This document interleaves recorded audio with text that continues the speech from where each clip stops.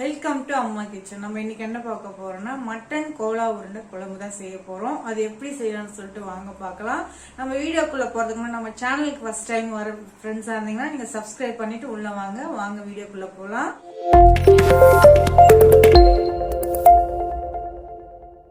நான் பாருங்க 1/2 kg mutton எடுத்து நான் மிக்சியில நல்லா அரைச்சி வச்சிருக்கேன். ஏன்னா நான் கொந்தி எல்லாம் வாங்கிட்டு வரல, நான் முழுசாவே கட் பண்ணி கொடுத்தாங்க. நான் எடுத்துட்டு மிக்சியில வச்சு நான் அரைச்சி வச்சிருக்கேன். அப்புறம் நம்ம விசில் விட்டுறதுக்கு ஒரு 7-8 விசில் விட்டோம்னா நமக்கு நல்லா சாஃப்டா வெந்துடும். நம்ம கோலா உருண்டை செய்யறதுக்கு நம்ம நல்லா வேக வச்சுதான் செய்யணும். சிக்கனா தான் நம்ம வேக வைக்காம செய்யலாம், மட்டன்றதுனால நம்ம வேக வச்சுதான் செய்யணும். இப்போ நம்ம குக்கர்ல வச்சிருக்கேன். நான் விசில் விடுறதுக்கு என்னென்ன சேர்த்து போட்டு விசில் விடலாம்னு சொல்லிட்டு பார்க்கலாம் வாங்க.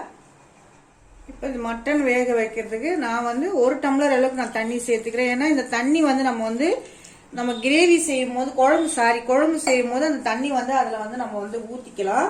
அதனால அந்த தண்ணி கொஞ்சம் ஜாஸ்தியா வச்சிருக்கிறேன். நான் 1/4 ஸ்பூன் அளவுக்கு மஞ்சள் பொடி சேர்த்துக்கிறேன். இதுக்கு கொஞ்சமா நான் உப்பு சேர்த்துக்கிறேன். ஏன்னா இதுல கொஞ்சம் உப்பு சேர்க்கும் போதுதான் நமக்கு அந்த உருண்டையில கொஞ்சம் உப்பு நமக்கு தெரியும். அதனால கொஞ்சமா உப்பு சேர்த்துக்கிறேன். 1/4 ஸ்பூன் அளவுக்கு இஞ்சி பூண்டு பேஸ்ட் சேர்த்துக்கிறேன் நான். இப்போ அதை சேர்த்துட்டு நம்ம மூடி வச்சிடலாம். மூடி வச்சு நம்ம வேக வைக்க ஆரம்பிச்சிடலாம்.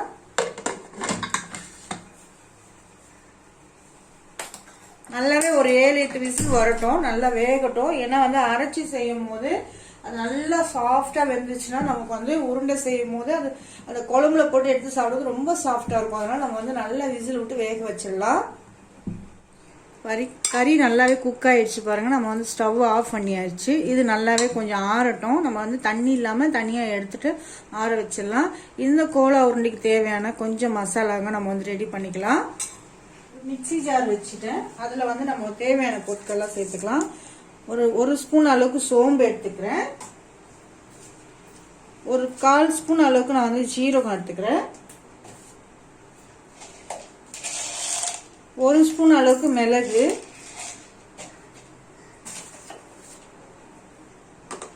அது கூடவே நான் ஒரு கொத்து கருவேப்பிலை சேர்த்துக்கிறேன். ஒரு 3 பச்சை மிளகாய்,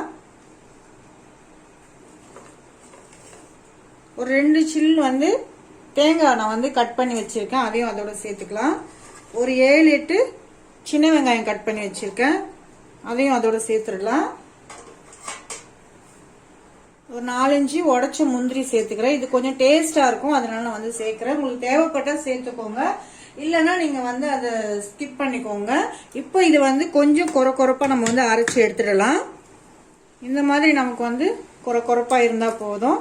இப்போ அந்த கோலா உருண்டை நம்ம மிக்ஸ் பண்ணும் போது இது அதுல மிக்ஸ் பண்ணும்போது ரொம்ப டேஸ்டா இருக்கும். இந்த மாதிரி நம்ம சேர்க்கும் போது இப்போ நம்ம அந்த கறியில சேர்த்துக்கலாம். இப்போ நான் பிளேட்ல மாத்திட்டேன். இப்போ இதுக்கு கொஞ்சம் உப்பு கம்மியா இருக்கு. நான் வேக வைக்கிறதுக்கு கொஞ்சம் போட்டேன். நான் இப்போ இன்னும் கொஞ்சம் சேர்த்துக்கிறேன்.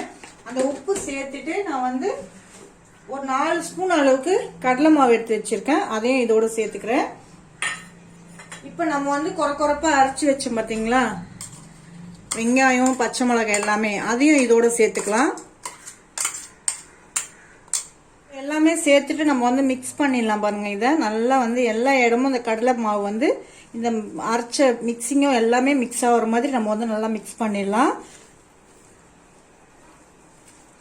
நீங்க கடலை மாவு வேணா கடலை மாவு சேர்த்துக்கோங்க, இல்லைன்னா உடச்ச கடலை மாவு இருந்தாலும் சேர்த்துக்கோங்க. எது வேணாலும் சேர்த்தாலும் டேஸ்டா தான் இருக்கும். நமக்கு உருண்டை பிடிக்கிறதுக்கு கொஞ்சம் அந்த நமக்கு பக்குவத்துக்கு இருக்கிறதுக்காக தான் நம்ம இந்த உடச்ச கடலை மாவு இந்த கடலை மாவு எல்லாம் சேர்க்கறது.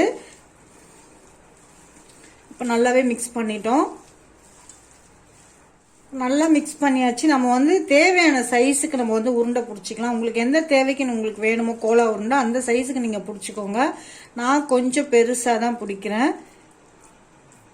ரொம்ப சின்னதாகவும் பிடிச்சிக்கலாம், ரொம்ப பெருசா வேணும்னாலும் பிடிச்சிக்கலாம். இந்த அளவுக்கு நம்ம பிடிச்சிடறோம் பாருங்க. இந்த சைஸ் எல்லாமே நான் பிடிச்சி வச்சுக்கிறேன். இப்ப நம்ம எல்லா உருண்டைகளையும் பிடிச்சலாம். நம்ம கிரேவி ஸ்டார்ட் பண்றதுக்கு முன்னாடி எல்லா உருண்டையும் புடிச்சு வச்சுக்கலாம். இல்லைன்னா நம்ம கிரேவி ரெடி ஆகும் போது கூட நம்ம உருண்டை புடிச்சுக்கலாம். இப்ப பிகினர்ஸ் எல்லாம் செய்யும் போது நமக்கு எல்லாமே ஒண்ணு கூடி செய்ய முடியாது. அதனால இந்த மாதிரி உருண்டைகளா புடிச்சு வச்சுட்டு நீங்க கிரேவி செய்யறதுக்கு ஸ்டார்ட் பண்ணிக்கோங்க. பாருங்க நான் எல்லா உருண்டைகளும் பிடிச்சிட்டேன். நமக்கு வந்து 1/2 kg எடுத்ததுல வந்து ஒரு 20 உருண்டை வந்திருக்கு. நமக்கு மீடியம் சைஸ்ல தான் பிடிச்சிருக்கேன். இப்போ வந்து நம்ம கிரேவி பண்றதுக்கு ஸ்டார்ட் பண்ணலாம். நான் பக்கத்துல வந்து ஒரு கடாய் வச்சுக்கிறேன்.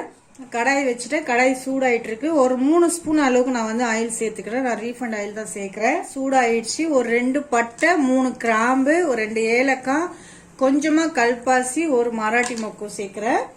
கொஞ்சமா சோம்பு சேர்த்துக்கிறேன். ரொம்ப ஜாஸ்தி ஆல்ரெடி நம்ம வந்து இந்த கோலா உருண்டையோட நம்ம வந்து சேர்த்துருக்கோம்.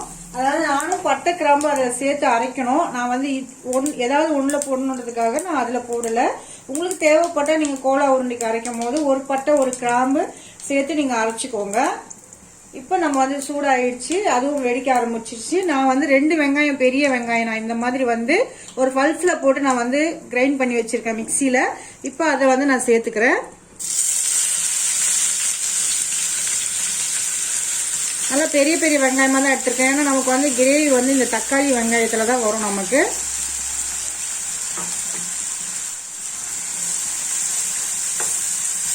வந்து இந்த மாதிரி ஒரு பல்ஸ்ல போட்டோம்னா நமக்கு வந்து இந்த அளவுக்கு வரும். நமக்கு கட் பண்ண மாதிரியும் இருக்கும். நம்ம வந்து கொஞ்சம் லைட்டா நம்ம வந்து அரைப்பட்ட மாதிரி இருக்கும்.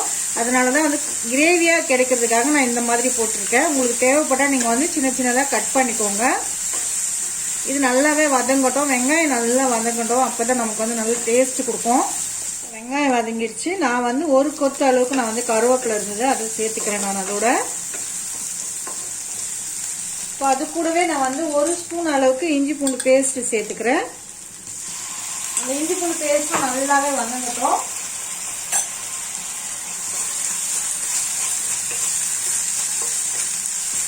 இப்போ இஞ்சி பூண்டு பேஸ்ட் வதங்கிடுச்சு. நான் தக்காளி கட் பண்ணி வச்சிருக்கேன். 3 தக்காளி அந்த மாதிரி கட் பண்ணி வச்சிருக்கேன். கொஞ்சம் பெரிய தக்காளியவே தான். இது நல்லாவே நான் வந்து கொஞ்சம் பெருசா தான் போட்டிருக்கேன். உங்களுக்கு தேவைப்பட்டா நீங்க வந்து நல்லா குட்டி குட்டியா கட் பண்ணிக்கோங்க. இல்ல அரைச்சி ஊத்தினாலும் பரவாயில்ல. சிலருக்கு வந்து தக்காளி அரைச்சி ஊத்தினா டேஸ்ட் பிடிக்காது. அதுக்கேற்ற மாதிரி நீங்க பண்ணிக்கோங்க. நான் அரைக்காம தான் போட்டிருக்கேன். இப்போ இந்த தக்காளி வதங்கிறதுக்கு நான் கொஞ்சமா நான் வந்து உப்பு சேர்த்துக்கிறேன். உப்பு சேர்த்து வதக்கும் போது சீக்கிரமா நமக்கு வந்து வதங்கி வந்துடும். குழம்புக்கும் சேர்த்த மாதிரி தான் போட்டிருக்கேன் நான். தேவைப்பட்டா பத்தலைன்னா நம்ம வந்து போட்டுக்கலாம். அது கூடவே நான் வந்து கொஞ்சமா மஞ்சள் பொடி சேர்த்துக்கிறேன். நல்லா எல்லாமே சேர்த்து நல்லா வதக்கி எடுத்துடலாம் நம்ம.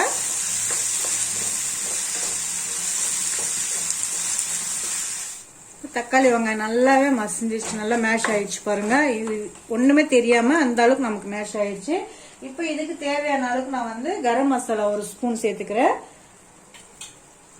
குழம்பு மிளகாத்தூள் வந்து ஒரு 3 ஸ்பூன் அளவுக்கு நான் சேர்த்துக்கிறேன். உங்ககிட்ட குழம்பு மிளகாத்தூள் இல்லைன்னா 1.5 ஸ்பூன் மிளகாய்த்தூள், 2 ஸ்பூன் தனியாத்தூள் சேர்த்துக்கோங்க. இப்ப நல்லாவே இது வந்து பச்சை வாசனை போற அளவுக்கு நம்ம வந்து இந்த மசாலாவில எண்ணெயிலேயே நம்ம வந்து நல்லா இந்த மாதிரி பரட்டி எடுத்துக்கலாம்.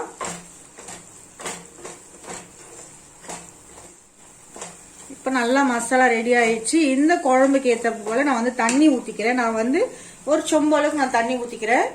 உங்களுக்கு தண்ணி எவ்வளவோ அந்த அளவுக்கு ஊத்திக்கோங்க. எந்த அளவுக்கு திக்னஸ் வேணுமோ அந்த அளவுக்கு நீங்க பார்த்து ஊத்திக்கோங்க. நான் ஒரு சொம்பு தண்ணி ஊத்திருக்கேன்.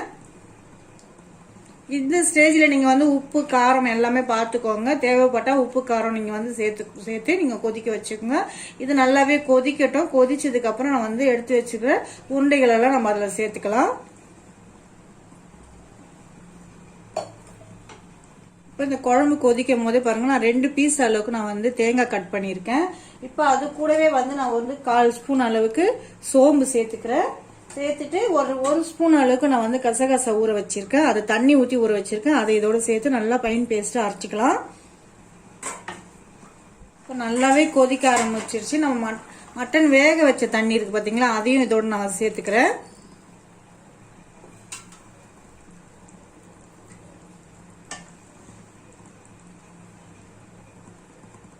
இப்போ நான் எல்லா உருண்டைகளும் சேர்த்துட்டேன். இது அப்படியே வந்து ஒரு 6 ல இருந்து 7 நிமிஷத்துக்கு நமக்கு வந்து அப்படியே குக் ஆகட்டும். இப்ப அந்த மசாலா காரம் எல்லாமே அப்பதான் அதுல வந்து ஏறும் நமக்கு. இப்ப இந்த குழம்போட இருக்கிற மசாலா காரங்க நம்ம ஆல்ரெடி காரம் உள்ள சேர்த்திருக்கோம். இதுல இருக்கிற காரம் மசாலா எல்லாம் இதுல வந்து நல்லா உள்ள வந்து ஏறுற வரைக்கும் நமக்கு வந்து கொதிக்கட்டும். கொதிச்சதுக்கு அப்புறம் நம்ம அரைச்சி வச்சுக்கிற தேங்காய் பேஸ்ட் நம்ம வந்து சேர்த்துக்கலாம். இப்போ நல்லாவே கொதிக்க ஆரம்பிச்சிருச்சு. இப்போ அரைச்சி வச்சிருக்கிற தேங்காய் வந்து நான் அதோட வந்து சேர்த்துக்கிறேன். தேங்காய் சேர்த்ததுக்கு அப்புறம் வந்து ஒரு 2-3 செகண்ட் கொதிச்சா போதும், ரொம்ப ஜாஸ்தி கொதிக்க தேவையில்லை.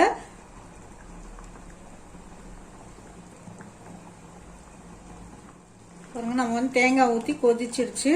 இவ்வளோ சூப்பராக வந்துருச்சு பாருங்க. கோலா உருண்டை குழம்பு கண்டிப்பாக சூப்பராக இருக்கும், டேஸ்டாக இருக்கும். இதுக்கு மேலே வந்து நான் கொஞ்சமாக கொத்தமல்லி இலை வந்து தூவிட்டு ஆஃப் பண்ணிக்கிறேன்.